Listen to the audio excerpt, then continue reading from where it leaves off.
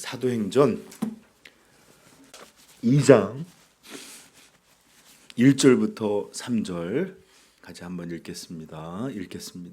오순절 날이 이미 이르매 그들이 다 같이 한 곳에 모였더니 호련히 하늘로부터 급하고 강한 바람 같은 소리가 있어 그들이 앉은 온 집에 가득하며 마치 그들에게 보여 각 사람 위에 하나씩 임하여 있더니. 아멘. 여러분, 아마도 기독교 진리는 여러분 정말 여러분 생각하는 것보다 훨씬 더 다양하고 깊고 풍성합니다. 제가 만약에 매일매일 여러분들한테 그것들을 조금씩 전한다 할지라도 아마 제 평생에 걸쳐서도 못할 거예요. 그래서 저는 좀 우리 교회가 더 자주 모여서 말씀을 좀 배우는 그런 교회가 됐으면 좋겠다 싶어요. 자, 그러면 그런 가운데서도 기독교 진리 중에 가장 이해하기 어려운 진리가 있다면 어떤 걸까요? 그것은 우리 교회 이름처럼 삼위일체에 대한 진리입니다. 제가 조금 전에 이해하기 어려운이라는 표현을 쓰였지만 사실은 정확히 표현하면 이해 불가능한 진리다라고 표현하는 게 맞을 거예요. 그것이 이해 불가능한 이유는 그것이 지식의 형태가 아니거나 전혀 터무니없는 내용이기 때문이라기보다는 인간 지성의 한계를 아주 아득히 초월하여 우리에게 계시된 진리이기 때문에 이 진리를 진술할 수는 있어도 이것을 온전히 이해하는 일은 불가능합니다. 자, 먼저 삼위일체라는 말은 하나님께서 어떻게 존재하시는지 이 존재 방식에 대해서 우리에게 들려주시는데 잘 들어보세요. 성부, 성자, 성령님은 같은 분이 아니세요. 다른 분이세요. 그러나 이 분은 동시에 한 분이자 성령에서 유일하신 하나님이라고 표현하고 있습니다. 여러분 아시지만 카톨릭은 하늘 플러스 님을 해서 하늘에 계신 분이 하늘님이에요. 근데 우리는 한 분, 유일하신 분이다 그래서 우리는 하나님 이렇게 부르고 있어요. 자, 진짜 하나님은 한 분이세요. 자, 그런데도 그분은 성부와 성자와 성령으로 이렇게 세 분으로 존재하십니다. 그리고 이분은 같은 분이 아니에요. 이것을 완전히 이해한다는 것은 불가능해요. 그럼에도 우리는 이 삼위일체의 하나님을 우리는 진리라고 믿고 있습니다. 자, 제가 좀 이것을 간단하게 진술한다면 성부 하나님, 아버지 하나님, 아들 예수님, 성자 예수님, 그리고 성령님이라는 분은 세 위격으로, 영어로는 person이라고 말합니다. 세 위격으로 존재하시지만 그분의 본체는 한 분이시다라는 게 삼위일체의 교리예요. 자, 그래서 이것을 저는 이것보다 더 잘 설명할 수 있는 방법은 없습니다. 물론 제가 나중에 삼위일체를 가리키게 되면 그것이 의미하는 것들 아주 디테일하고 또 어느 정도 비유적으로 설명할 수 있지만 그것을 제가 여러분한테 완전히 납득시키거나 또 이것을 이해시킬 수 있는 방법은 없어요. 이것은 인간에게 들려는 줬지만 이해 방식으로 주어진 계시는 아니에요. 알겠죠? 자, 이렇게 삼위일체가 세 분으로 위격에 존재하시지만 본체는 한 분이시다라고 할 때 이분은 삼위일체에 대해서 우리가 말할 때 이것을 하나님에 대한 존재론적 삼위일체 방식이다라고 설명을 해요. 존재론적. 자, 그러나 또 삼위일체에 대한 설명은 이렇게 존재에 대한 설명뿐만 아니라 그분들이 어떻게 이 세상에서 이 구원 사역을 이루시는 일들을 이루는지 각 위마다의 방식을 통해서 이렇게 또 다르게 보기도 하는데 이것을 경륜적 삼위일체다라고 표현해요.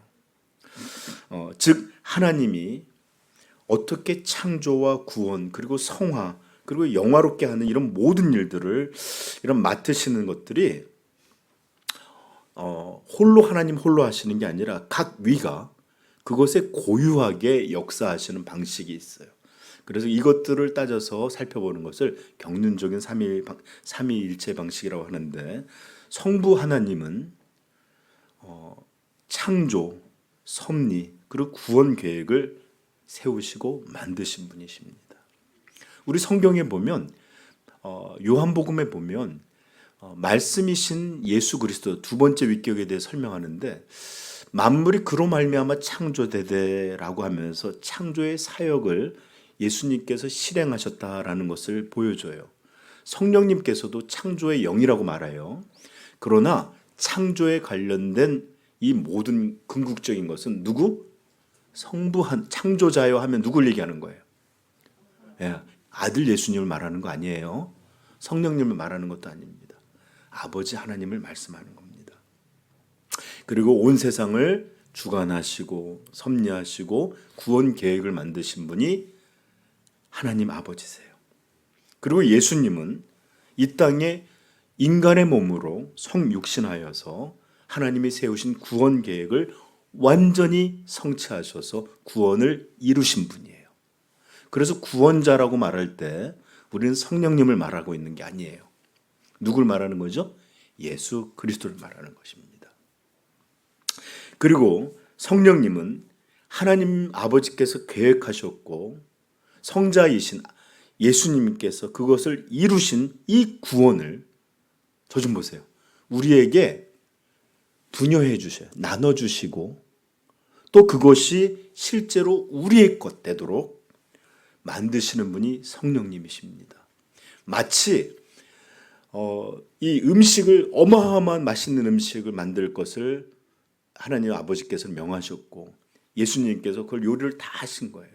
그리고 이제 성령님께서 우리에게 먹을 수 있도록 갖다 주시는 이런 일을 서로 이렇게 나눠서 하시는데, 한 분 하나님께서 이 모든 세상을 창조하시고 구속하시고 그러지만 이렇게 또 다른 삼위께서 이런 구원을 위해서 각 위가 특별하게 다른 방식으로 역사하고 있었다라는 것을 성경은 우리에게 들려줘요. 알았죠? 그래서 이것을 그분의 역사하심들로 찾아본 삼위일체라서 경륜적 삼위일체다라고 하는 겁니다. 자, 이제 오늘 설교에 대해서 조금 더 설교할 텐데, 구약은 보시면 전부 여호와 하나님 아버지 이러면서 하나님에 대해서 성부 하나님이 중심이 되어 있습니다. 아직도 거기에는 삼위일체의 흔적들은 보여요. 그러나 여전히 아버지 하나님이 온전히 집중되고 주인공으로 역사하십니다. 그리고 이제 신약에서 말씀이신 하나님은 이제 인간의 몸을 입고 이 역사 가운데 등장하셨고 우리와 같이 사셨고, 그분을 통해서 우리는 이제 삼위일체의 분명한 지식들을 이제 얻게 되었습니다. 요한복음 1장 1절에 보면 이런 말씀이에요. 태초에 말씀이 계시니라. 이 말씀이 하나님과 함께 계셨으며, 함께라는 말은 분명히 2인칭이죠. 함께 계셨으며 이 말씀은 곧 하나님이시니라. 그가 태초에 하나님과 함께 계셨고, 여러분 신약도 한 분, 하나님은 한 분이라고 말해요. 그런데 이 말씀이 계셨는데 이 말씀이 하나님이시고 그분과 또 하나님과 함께 계셨대요. 이해되죠? 이 말? 말 뜻은 이해하죠? 네. 어떤 방식인지는 몰라요. 그러나 그렇다라는 겁니다. 그리고 이제 오늘 우리가 읽은 본문의 말씀들을 통해서 이제 성령님이 인간 역사의 무대, 이 물리 세계라는 이 시간의 역사 속에 등장하는 것이 바로 이제 2장에 등장하는 성령님이 임하시는 그런 내용들입니다. 자, 물론 구약이 성부 하나님에게 집중하고 있다고 해서 성자나 성령님이 그때는 계시지 않았다 그런 건 아니에요. 어떤 이단들은 그래요. 예수님은 구약에서는 계시지 않았고 이 땅에 오심으로 이제 생겼다, 탄생하게 됐다고 말하는데 그렇지 않아요. 요한복음 17장 5절 찾아보십시다. 요한복음 17장 5절. 본문은 여러분 여기 끈이 있죠. 끈 끈을 걸어놓고 움직입시다.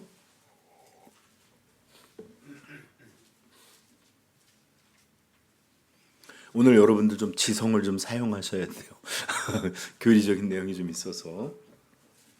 자, 요한복음 17장 5절 시작. 아버지여, 창세 전에 내가 아버지와 함께 가졌던 영화로서 지금도 아버지와 함께 나를 영화롭게 하옵소서. 보세요.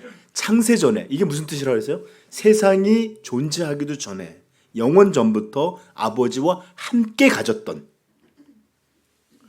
그러면 예수님 그때 존재했다는 거예요? 안 했다는 거예요? 존재하셨다는 거죠. 그 영화를 지금 내게 베풀어줘. 나를 다시 영화롭게. 왜냐하면 이것들을 제자들에게 나를 믿게 하려고. 사람들에게 이 내가 성자이신 것과 구원자이신 걸 보이기 위해서. 자, 물론 예수님만 이렇게 영원 전부터 아버지와 계셨던 것은 아닙니다. 우리는 그 구약에서 그 흔적들을 살펴보는데 창세기 1장 1절에 이렇게 말해요. 태초에 하나님이 천지를 창조하시니라. 이거 외우셔야죠. 오늘 제가 사도신경을 보니까 한 분이 외우셨더라고요. 안 보고서 하시던데 하나님 앞에서 귀한 일입니다. 우리도 빨리 외우십시다. 네. 자, 2절. 태초에 하나님이 천지를 창조하시니라. 땅이 혼돈하고 공허하며 흑암이 깊음 위에 있고 하나님의 영은 수면 위에 운행하시니라. 창조 때부터 하나님은 그렇게, 성령은 벌써 거기서 그렇게 계셨던 것이에요. 그리고 하나님이 인간을 창조하시기 전에 하셨던 말씀인데 보십시오. 1장 26절인데 이런 말씀이 나옵니다. 하나님이 이르시되, 단수형이에요. 그런데 뭐라고 말씀해요? 우리가 우리의 형상을 따라 우리의 모양대로 우리가 사람을 만들고. 우리가. 목사님, 제가 갑자기 우리 한국말에는 그냥 너무 우리가라는 말을 많이 써요. 우리 집, 우리 와이프도 우리가, 우리 남편, 그러면 남편이 누군 공유하는 남편도 아닌데도 이렇게 쓰는데 이 히브리 말은 그런 게 아니에요. 그런데 여기서 분명히 하나님은 우리가, 우리의 형상을 따라, 그러면서 하나님이 한 분이시자 세 분인 이런 것들을 흔적을 보여주고 있습니다. 그리고 히브리서 9장에는 선명하게 나오는데 14절, 하물며 영원하신 성령으로 말미암아. 영원하신 성령이래요. 이 얘기는 시작도 없었고 끝도 없는 영원을 말하는 영원입니다. 그러니까 창세 전부터 영원히 성부, 성자, 성령은 전부터, 역사 인간에게 알려지기 전부터, 영원 전부터 영원 전까지 이렇게 함께 삼위로 계셨던 하나님이시다라는 거예요. 아셨죠? 자, 이쯤 되면 여러분들 마음속에 좀 이상한데? 궁금함이 떠오르는 분들이 있을 겁니다. 그게 어떤 내용이냐면, 목사님, 제가 좀 전에 목사님도 읽어주셨지만 구약에서도 성령님에 대한 기록이 등장하고 있지 않습니까? 여러 등장하는데, 그렇다면 벌써 성령님은 벌써 역사 속에서, 인간의 역사 속에서 등장하시고 역사하시고 활동하셨던 그런 분이신데 왜 오늘 성령님이 마치 이전에는 없었던 것처럼 강림하셨다, 이 땅에 오셨다, 왜 이렇게 표현하는 것인가요? 물어볼 수 있을까 없을까? 있죠. 만약에 여러분들 마음속에 이런 것이 떠올랐다면 굉장히 아주 잘한 겁니다. 굉장히 중요한 질문이에요. 자, 구약에서도 성령님은 활동하셨습니다. 창조의 때부터 그걸 활동하셨고, 엘리야가 승천할 때 엘리사는 엘리야에게 뭐라고 부탁했냐면 열왕기와 2장 9절을 보면 엘리야가 엘리사에게 이르되 나를 내게서 데려감을 당하기 전에 내가 내게 어떻게 할지를 구하라. 그랬더니 엘리사가 이르되 당신의 성령이 하시는 역사가, 당신에게 역사하셨던 그 성령의 역사가 내게는 갑절이나 되기를 원하나이다. 보세요. 성령이, 엘리야는 막 이 불도 내리기도 하고 막 이런 일을 했잖아요, 그렇죠?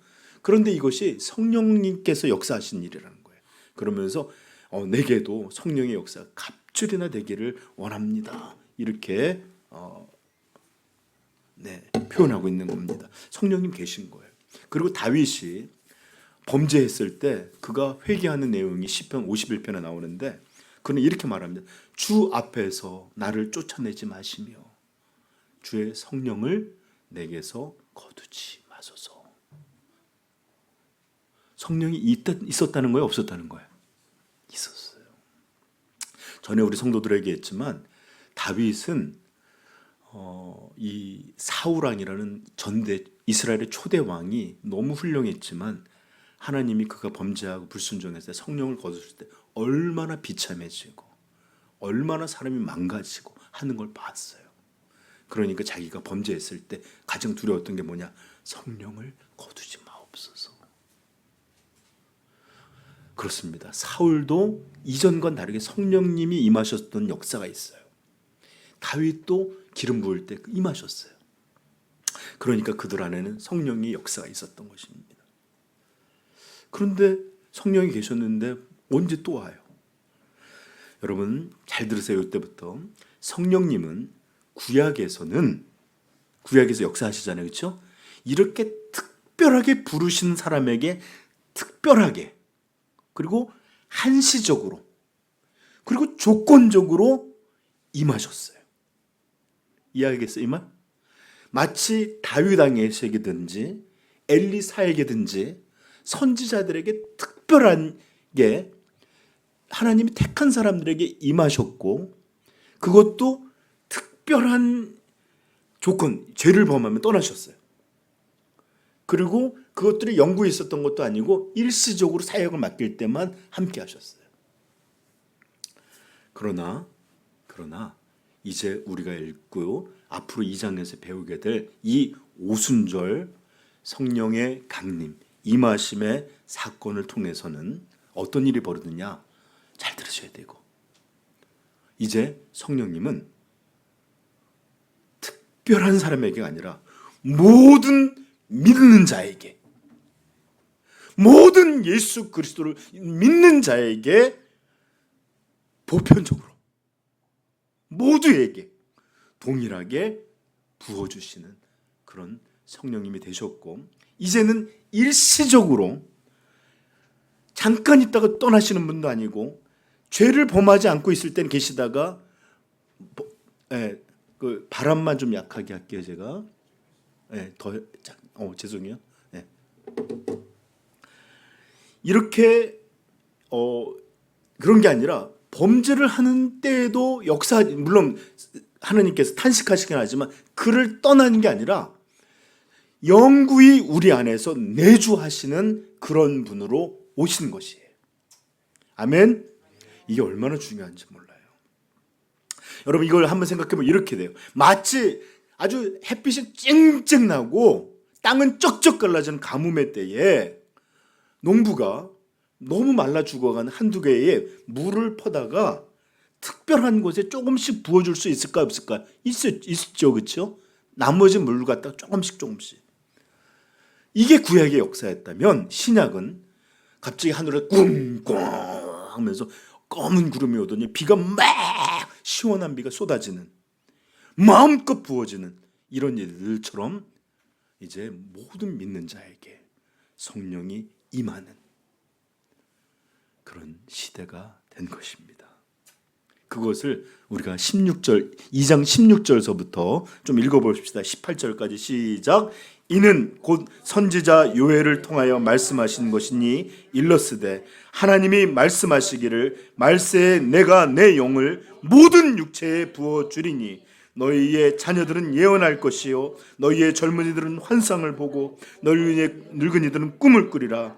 그때 내가 내 영을 남종과 여종에게 부어 주리니 그들이 예언할 것이요. 아멘. 모든 육체에 부어 주리니. 근데 여기서 모든은 안 믿는 모든도 아니에요. 믿는 모든 이들에게 뜻이에요. 알겠죠? 그리고 이제 나중에 이거 설명하겠지만 여기서 뭐 환상, 예언 이런 것들이 성령의 분명한 증거라기보다는 이건 비유예요, 비유. 좀 이따 그 나중에 더 설명할게요. 다음 시간, 다다음 시간이 될지도 모르겠다. 자, 그러므로 성령님이 처음 등장하고 이 땅에 임하셨다는 의미에서의 강림이 아니고 오순절 성령의 이 역사는, 이 성령 강림은 이제부터 성령님께서 역사하시는 방법이 이전과는 완전히 다른, 전혀 다른 방식으로 우리에게 임하게 되었다라는 방식으로서의 성령 강림입니다. 아멘. 이해되셨죠? 새로 오신, 없는 가운데 새로 오신 게 아니라 이전에도 계시고 역사하셨지만 이전과는 전혀 다른 방식, 놀라운 은혜의 방식으로 이제 우리에게 역사하시는 그런 시대가 되었다라는 게 오늘 성령님께서 오시는 오순절 새 역사라는 거예요. 알겠죠? 자, 이제 우리는 이렇게 배경 설명을 이제 좀 끝내고 이제 본격적으로 본문의 내용들 하나씩 좀 살펴보십시다. 제가 말을 함부로 해서 격파해 가십시다 하면 안 되겠죠? 자, 처음에 오순절 보면 오순절 날이 이미 이르매라고 했어요. 자, 그래서 오순절이 뭔 날인지부터 우리는 먼저 살펴봐야 되겠죠? 배워야 될 텐데 오순절이 무슨 뜻일까요? 한자로는 오순이라는 게 무슨 뜻이에요? 순이 50날이에요. 50날. 순이라는 게 열을 표현하는 거예요. 그래서 순장하면 10명 정도들이 모여있는 것들을 표현할 때 순장 이렇게 표현하기도 해요. 네. 자, 이 오순절은 유대인들의 중요한 명절로, 저 좀 보세요. 6월절 다음 날로부터 50일이 되는 날 지켰던 절기입니다. 이 절기를 보통 77절이라고도 불렸는데 6월절에 있는 이 6월절을 안식일을 보내고 난 다음에 77절, 7이 읽으면 일주일을 말해요. 7일 곱하기 7, 49일이 지난 날을 77절이다 그래갖고 77절이라고 부르기도 하고, 이게 우리가 좀 익숙하지 않다면 더 익숙하게 들리는 말, 맥추절. 맥이 뭐예요? 보리, 맥주 할 때. 그 맥추절이라고 하는데 왜 그러냐면 그 해의 첫 번째 수확을 하는 농작물이 이른 봄에 심었다가 이때쯤 돼서 첫 번째 보리를 수확하게 돼요. 그러면 이제 먹을 것이, 겨울 동안 먹을 것이 없던 사람들이 풍성하게 먹을 수 있는 때가 되는데 이때가 바로 맥추절인데 이 첫 번째 수확 보리, 밀 같은 거를 수확해서 하나님 앞에 감사의 절기로 드리는 이런 명절이고 절기였던 거예요. 그래서 저 좀 보세요. 장막절, 이 장막절은 뭐 광야에서 지냈던 거를 너네가 그렇게 보내라 하는 것과 6월절, 예를 들어서 이 6월절이 뭐죠? 6월 패스오버 넘어갔다라는 뜻인데 애굽에서 이 모든 장자를 죽일 때 그 죽음의 천사가 거기를 넘어갔다라는 것을 기념해서 지키는 것 6월절과 함께 이 오순절은 이스라엘의 3대 절기였어요. 그래서 구약에서 보면 반드시 이스라엘 남자들은 1년에 3번만큼은 예루살렘에 전부 모여서 이 성전에서 하나님께 예배를 드리는 이런 일을 해야만 했습니다.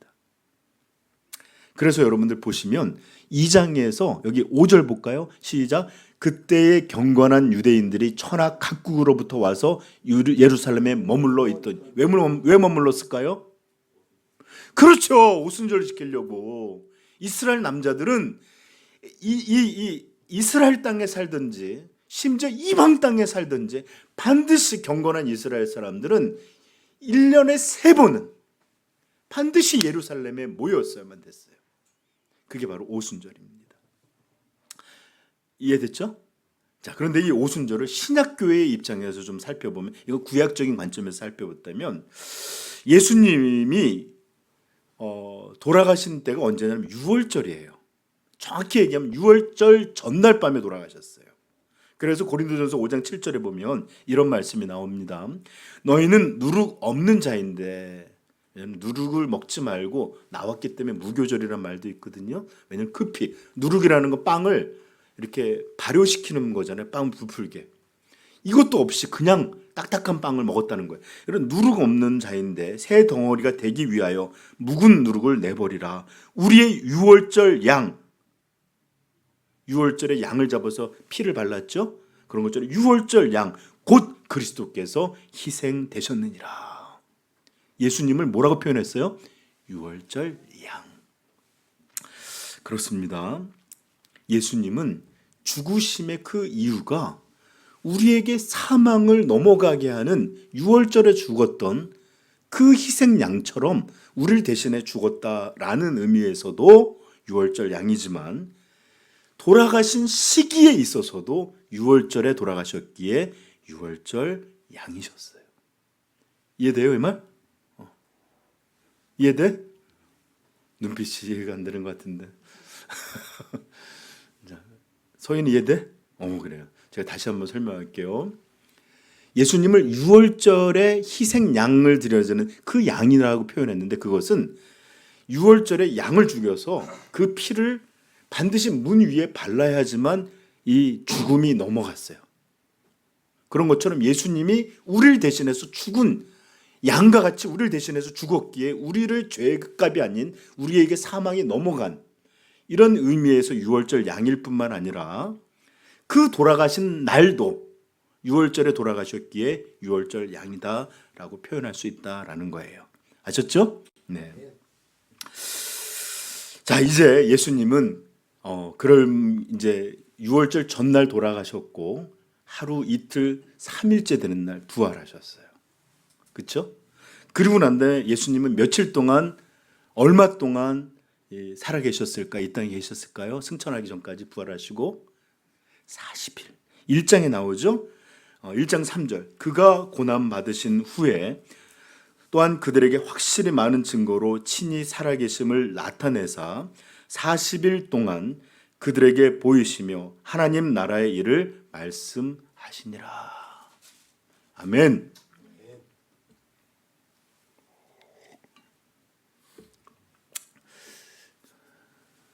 네, 이렇게 오순절이 되었다. 그러면은 보십시오. 아까 말했죠. 6월절서부터 며칠 날이 6월이라고 했어요? 오순절이라고 했어요? 50일. 거기서 예수님이 살아계신 승천하시기 날까지 40이에요. 그러면 이 오순절은 예수님의 부활, 승천하시고 며칠이 된 날 정도 됐을까요? 10일 정도 된. 10일 정도 지난 날이 바로 오순절이었습니다.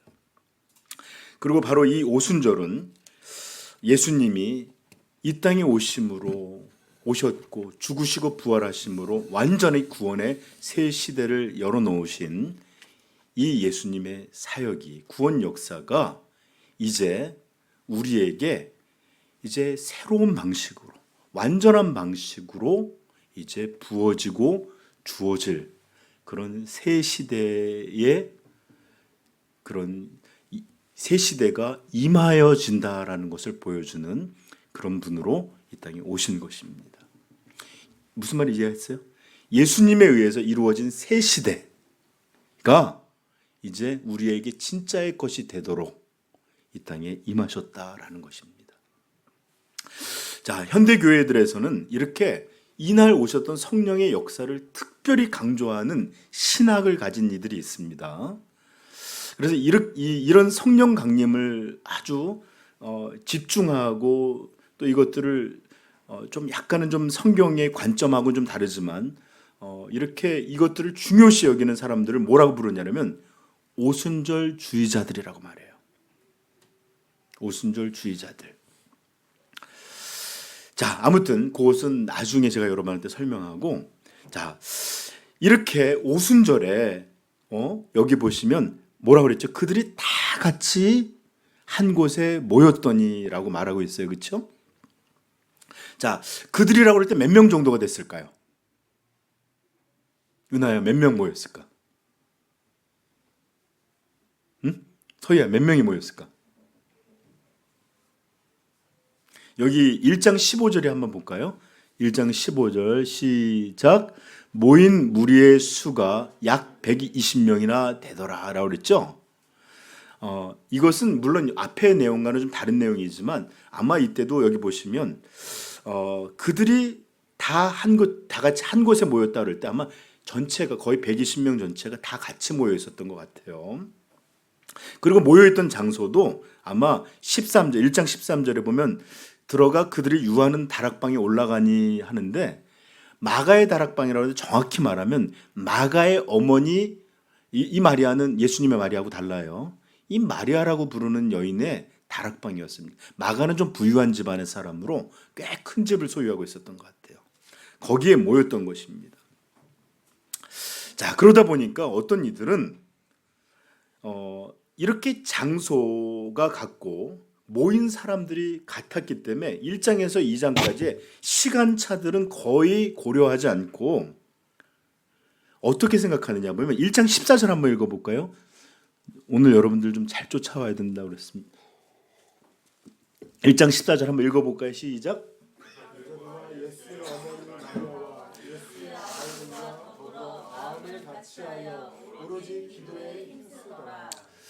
아멘. 자, 이들이 이렇게 함께 모여서 같은 곳에서 계속 기도회를 하고 있었기 때문에 아마 지금 이것들도 시간차를 고려하지 않고 계속 이어져서 이렇게 같이 모여 뜨겁게 기도를 하는 중에 성령이 임한 것이다 라고 그들은 말하면서 이렇게 표현합니다. 뜨거운 기도, 끈질긴 기도, 더 나아가 함께 모여한 합심 기도를 해야 우리가 성령을 받게 된다 라고 가르쳐요. 그러나 이렇게 말하는 이들이 정말일까요?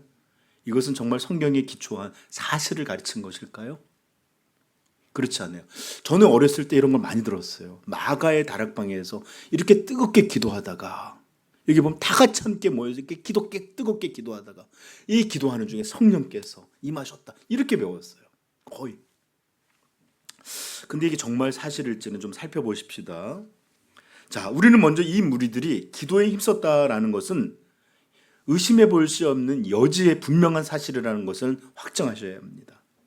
여기 13절에서 1장 13절 14절 보면 들어가 그들이 유하는 다락방으로 올라가니 베드로, 요한, 야고보, 안드레와 빌립, 도마와 바들로메, 마테와 및 알페드의 아들 야고보, 셀롯인 시몬, 야고보의 아들 유다가 다 거기 있어 여자들과 여자의 어머니 마리아와 예수의 아우들과 더불어 마음을 같이하여 오로지 전력하여 기도에 힘쓰더라. 이례적인 게 아니라 계속됐을 거예요. 이들은 꾸준히 기도했고 정기적으로 모였을 것입니다. 그런데 여러분 잘 보시면 이들은 기도에만 계속했던 게 아니에요. 지난주에 보았던 이들은 어느 정도 회의를 하였고 사도를 선출하는 일도 하면서 나름의 교회의 기초를 위한 활동들도 하고 있었던 것이에요. 그리고 만약 이들이 오늘 계속 그들이 한 번도 떠나지 한 곳에 계속 모여 있었다. 그리고 계속 기도하고만 있었다라면 굳이 1절에 오순절 날이 이미 이름에 그들이 다 같이 한 곳에 모였다. 있었더니가 아니라 모였다라고 말해요. 이해돼요?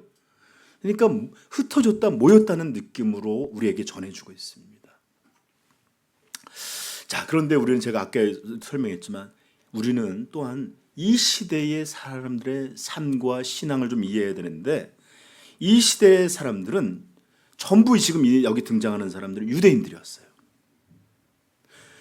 그리고 여러분 이 외국인들이 우리나라에 왔을 때 추석 명절이나 또는 구정 같은 것들 이해하지 못하죠. 근데 우리는 어쨌든 이날만큼은 본가로 돌아가야 돼요. 왜 이렇게 사람들이 돌아가는지 몰라요. 미국에도 이런 게 한 번 있거든요. 추수감사절이 되면 웬만하면 걔네 사람들도 본가에 가서 터키라고 부르는 칠면조를 구워 먹고 가족들과 함께 보내는데 이들은 전부 유대인이었고 그리고 오순절은 유대인의 3대 절기로 모든 사람이 예루살렘에 올라가야 된다라는 것들이 그들의 마음속에 심겨져 있었던 것이에요. 그러하기에 마가의 다락방은 예루살렘에 있었고 이 오순절을 함께 지내기 위해 이들이 모였음을 우리는 짐작할 수 있습니다. 그리고 아마도 이들은, 잘 들어보세요, 예수님에 대해서 이스라엘 분위기는 아직도 적대적이었어요. 그리고 사람들이 굉장히 예수 믿는 사람들에 대해서 험악한 분위기였기에 이런 사람들이 두려워서 원래라면 친지들, 왜냐하면 이렇게 같은 이 부족들과 있는 게 맞거든요. 그래서 이런 친지들이 아니라 오히려 이곳에 함께 모여서 오순절 절기를 지키려 했었던 것이에요. 왜냐하면 그런 사람들로부터 두려웠기 때문에 우리가 한 곳에 모여서 아마 오순절 절기를 지키자, 우리는 그렇게 따로 예배를 드리자, 아마 그렇게 결정했던 것 같습니다. 그러므로 잘 들으세요. 기도회 중에 뜨겁고 열렬하고 불같은 기도 중에 그 뜨거움이 극에 달했을 때 성령을 받는 일이 이들에게 있었다라고 지금까지 들려줬던 많은 설교자들과는 다르게 조금은 이 본문의 배경은 이것과는 좀 달라요. 만일 여러분 기도를 강조하는, 특별히 강조하고 있는 저자가 있다면 누가예요. 그래서 사도행전을 만약에 다른 이름으로 부를 수 있다면 기도행전이라고 부르기도 하고 성령행전이라고 부르기도 하는 이유인데, 이렇게 만약에 이 기도 중에 기도가 때문에 이렇게 성령이 임하였다면 반드시 누가는 사도행전에서 우리가 기도하는 중에 그 뜨거움이 극에 달할 때 성령께서 우리에게 임하셨다라고 선명하고 분명하게 기술했을 사람입니다. 그러나 사도행전 기록은 뭐라고 말했죠? 1절 읽어봅시다. 시작. 오순절 날이 이미 이름에 그들이 다 같이 한 곳에 모였더니, 즉 이들의 모임은 다른 어떤 것보다 오순절과 관련된 것임을 오히려 우리는 짐작할 수 있어요. 물론 이들은 함께 모일 때 기도했겠죠. 그죠? 모임 중에 기도를 중요시했고 뜨겁게 기도했을 수도 있을 것입니다. 아마 이거에는 다른 말을 할 필요가 없어요. 그렇죠? 그리고 저는, 여러분 잘 좀 들어보세요. 오해하지 말고. 저는 하나님 앞에 뜨겁게 기도하는 이 시간이 우리가 성령의 충만을 받는 가장 중요한 순간이요, 그런 것을 통해서 성령 충만해지는 것이라고 저는 믿고 있어요. 기도와 성령의 역사가 분리되어 있지 않다고요. 그러나 잘 들으세요. 뭐를 제가 지적한, 그러나 마치 그들의 뜨거운 기도가 성령을 임하게 한 것이나, 또는 어떤 사람들의 뜨거운 기도로 성령님을 불러낼 수 있다고 말하는 것이나, 또는 기도가 성령님의 임한 조건이자 이유라고 가르치는 것, 이건 좀 다른 문제예요. 또 마치 우리의 뜨거운 기도를 통해 어떤 사람들이 성령의 역사를 만들거나 성령을 획득할 수 있는 것처럼 조금이라도 그런 느낌을 주는 가르침이 있다. 이것들은 전혀 잘못된 가르침이다라는 거예요. 이해하셨어요, 이 말? 마치 우리의 뜨거운 기도가 성령의 역사를 만들거나 또는 성령님을 우리가 획득해서 얻을 수 있다라는 것을 조금이라도 느낌이라도 만드는 그런 가르침이 있다. 이거 잘못된 거라고요. 왜냐? 잘 들으세요. 성령님은 성부와 성자와 성령 하나님, 즉 하나님의 한 분으로서 그분은 어떻게 역사하시느냐? 마치 우리가 어떤 능력이나 에너지나 힘이나 이런 것이 아니라 그분도 하나님으로서 그분의 기쁘신 뜻에 따라 주권적으로 역사하시는 분이셔요. 의지도 뜻도 생각도 없이 그냥 사람들에게 휘둘려주는 분이 아니라 그분은 하나님이세요. 아멘. 그러하기에 마치 우리의 뜨거운 기도로, 마치 우리의 열렬한 무엇으로 그분을 획득할 수 있고 그분을 조종할 수 있다라고 믿게 만드는 가르침, 이건 몹시도 위험하고 이단적인 가르침이에요. 아멘. 그리고 여러분, 이것은 신학적인, 오늘 본문이 우리에게 들려주고자 하는 것과도 상당히 이 거리가 있다는 것을 좀 알아야 돼요. 본문이 말하는 바, 이들 대부분은 어쩌면 성령께서 이날 임하실 것에 대해서 전혀 예상하지 못하고 있었을 것입니다. 왜냐? 우리는 오순절날 임했으니까 임한다 알죠? 근데 그들은 그러지 못하고 예수님은 1장에 보면 성령을 기다리라 라고 말했어요.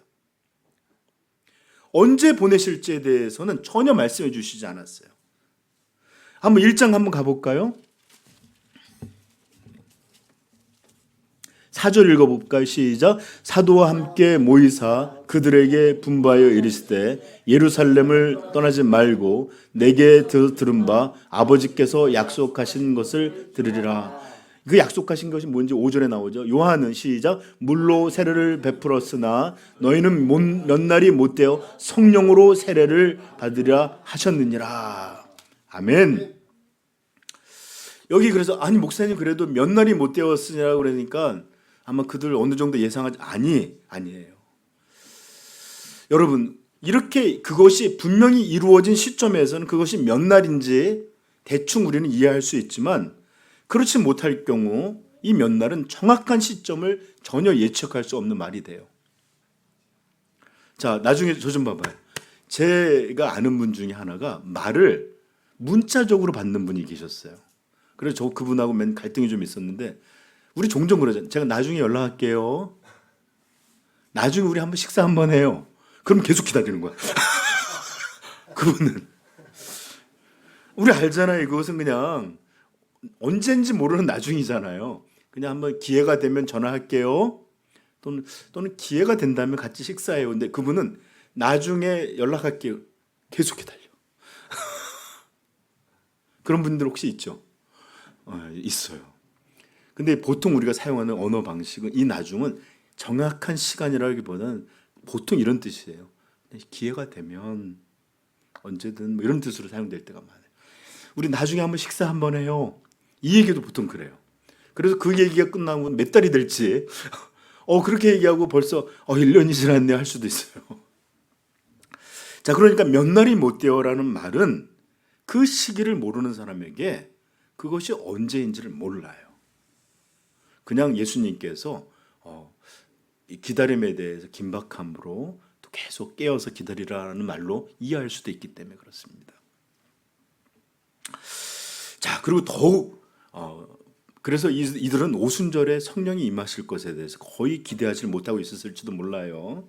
그리고 더 분명한 것은 만약 기도가 성령께서 임하심의 원인이다라고 말씀하셨으면 예수님은 제자들에게 기다리라고 하지 않았을 거예요. 성령 받기 위해 기도해라. 성령을 받으려면 기도해야 된다라고 분명히 들려주실 텐데 그들은 예수님 뭐라 그랬죠? 그냥 기다리라. 물론 죄송해요. 노래방 가고 춤추고 파티하고 이러면서 기다리라는 의미는 아니었을 거예요. 그렇죠? 그렇지만 분명한 것은 기도가 성령을 불러내는 것으로 말씀해 주지 않고 있다라는 것입니다. 자, 그리고 한번 본문 더 읽어봅시다. 1절 2절부터 다시 읽어볼까요? 시작. 오순절 날이 이미 이름에 그들이 다 같이 한 곳에 모였더니 호련히 하늘로부터 급하고 강한 바람 같은 소리가 있어 그들이 앉은 온 집에 가득하며, 여기 보시면 호련히라는 말인데 이것이 아프노라는 단어가 쓰였는데 이것은 갑자기 급하게라는 뜻이에요. 하늘에서 급하고 강한 바람 같은, 바람이 아니라 바람 같은 소리예요. 이해돼요? 그러니까 무슨 소리인지 모르겠어요. 그런 소리가 임한 거예요. 바람이 아니라 소리와 함께 보면 같이 3절 마치 불의 혀처럼. 제가 이것들을 찾아보려고 도대체 불의 혀는 도대체 뭘까? 불이 혀도 있고 불이 입술도 있나? 근데 그건 어떤 거냐면 불이 이렇게 타오를 때 혓바닥을 흑 내미는 것처럼 불의 혀같이 타오르는데, 이 보세요. 불의 혀처럼 갈라지는 것들이 그들에게 보여 각 사람 위에 하나씩 임하여 있더니. 저 좀 보세요. 우리가 여기가 지금 마가의 다락방에 오순절에 모여 있어요. 뭐라고 했는지는 모르지만 갑자기 소리가 하늘로부터 임하더니 갑자기 사람들 머리 위에 불꽃 같은 게 이렇게 쫙 불의 혀같이 갈라지는 게 보였다는 겁니다. 제가 그거 나중에 설명해 드릴게요. 왜 그러셨는지. 자, 아무튼 여기 보면 갑자기 성령이 임했다는 거예요. 갑자기. 기도하고 막 갈망하면서 주여 할 때 그렇게 임했다기보다는 갑자기. 이런 의미에서 보면은 거의 예상하지 못하고 있었던 것이 같아요. 그렇죠? 자, 그래서 오늘 여기까지만 할게요. 왜냐하면 다음부터 성령의 역사에 대해서 이제 방언이 무엇인지 또는 그 다음에 베드로의 설교 가운데 어떤 일들이 있었는지 이런 것들에 대해 차근차근 설명해 드릴게요. 네. 자, 이제 말씀을 마치면서 여러분 하나님의 은혜에 대해서 우리가 좀 생각했으면 좋겠습니다. 하나님의 은혜의 역사를 종종 어떤 사람들은 내가 이렇게 해서 하나님 은혜 주시는 거 아닐까? 또 내가 이렇게 하나님 앞에 이런 마음을 가져서 하나님께서 이런 거 아닐까? 이러면서 사람들은 이런 은혜의 역사를 자기 것으로, 자기 안에서, 자기 성품이나 자기가 한 일 안에서 찾으려고 해요. 이것은 여러분 성경이 우리에게 가르치는 바가 아니에요.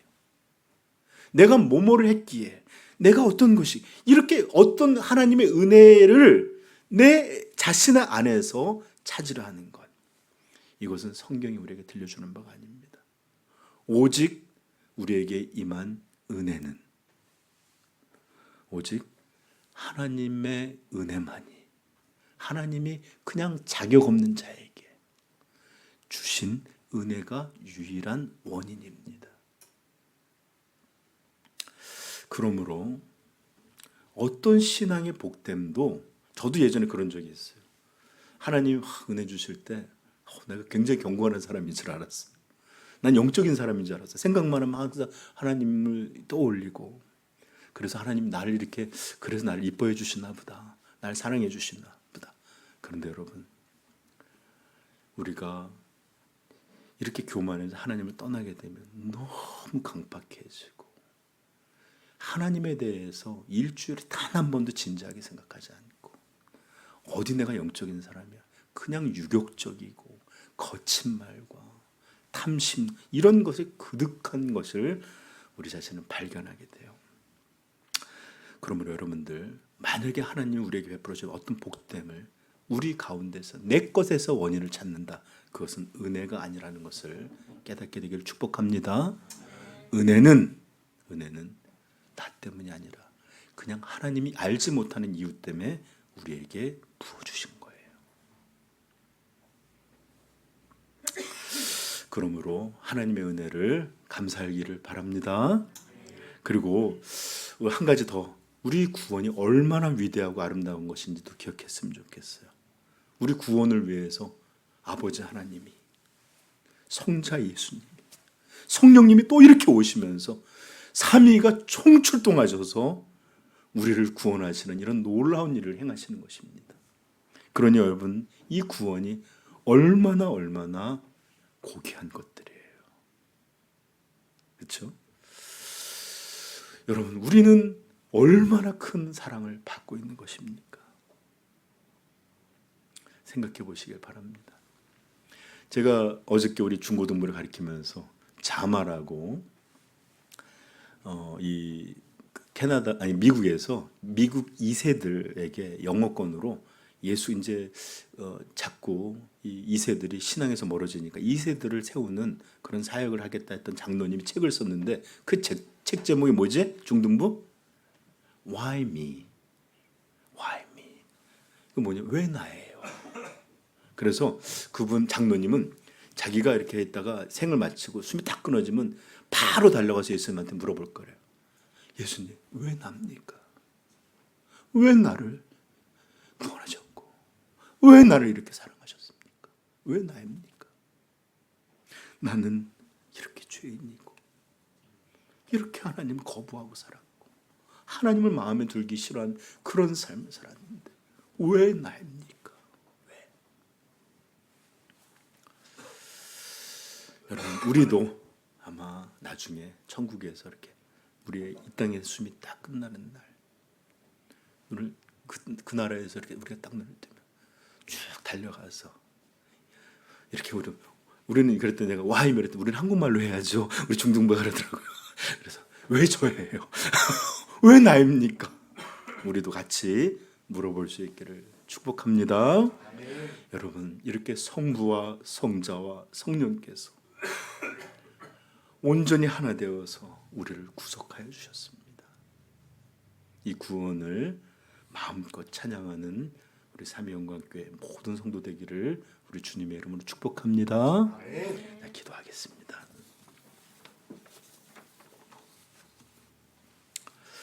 여러분, 오늘은 좀 교리적인 이야기들을 많이 들었고 또 그것을 설명하기 위해서 제가 성경의 본문들을 했는데 어쩌면 잘 이해를 못할 수도 있습니다.